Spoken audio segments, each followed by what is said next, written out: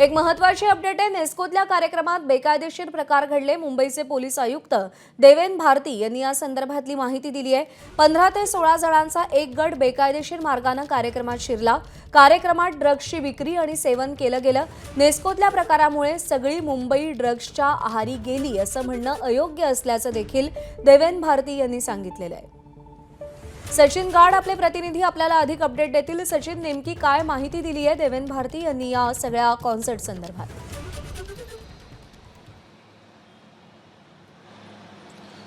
Nesco drugs प्रकरणानंतर खरं तर प्रज्ञा, मुंबईमधली तरुण पिढी ही ड्रग्सच्या आहारी गेली आहे का असा खरं तर मूळ प्रश्न निर्माण झाला होता। मात्र काल मुंबईचे पोलीस आयुक्त देवेन भारती यांनी स्पष्ट केलं की नेस्कोची ड्रग्स पार्टी होती, त्यामध्ये काही 15 ते 20 जणांचा एक ग्रुप होता आणि त्यामध्येच अशा प्रकारचं ड्रग्सचं सेवन झाल्याचं आत्तापर्यंत समोर आलेलं आहे। त्यामुळे संपूर्ण पिढी किंवा संपूर्ण कॉन्सर्टमध्ये ड्रग्सच्या आहारी गेले असं म्हणणं योग्य ठरणार नाही अशी प्रतिक्रिया त्यांच्याकडून यावेळेला देण्यात आली। त्यासोबतच त्या संपूर्ण प्रकरणाची आयुक्तांनी गंभीर दखल घेतली असून यापुढे मुंबईत जे कार्यक्रम अशा प्रकारचे कॉन्सर्ट आयोजित केले जातील त्यांची पूर्व परवानगी किंवा पोलिसांची परवानगी ही आधीच घ्यावी लागेल आणि त्यानंतरच तिकिटांची विक्री करण्याची मुभा ही आयोजकांना असेल असं देखील पोलिसांकडून आयोजकांना सांगण्यात आलेलं आहे। अनेकदा असं देखील पाहण्यात आलेलं आहे की पोलिसांच्या परवानग्या किंवा अन्य परवानग्या ह्या अंतिम क्षणी घेतल्या जातात। महिनाभर आधीपासून तिकीट विक्री सुरू होते आणि अंतिम क्षणी परवानग्या घेतल्यामुळे पुरेसे जी यंत्रणा असते ती कार्यान्वित करण्यास अडचण होते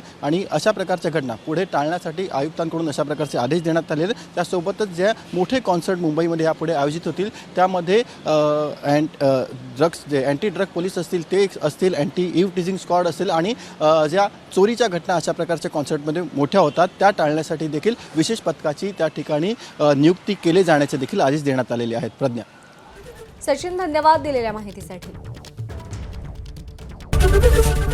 एबीपी माझा, उघडा डोळे बघा नीट।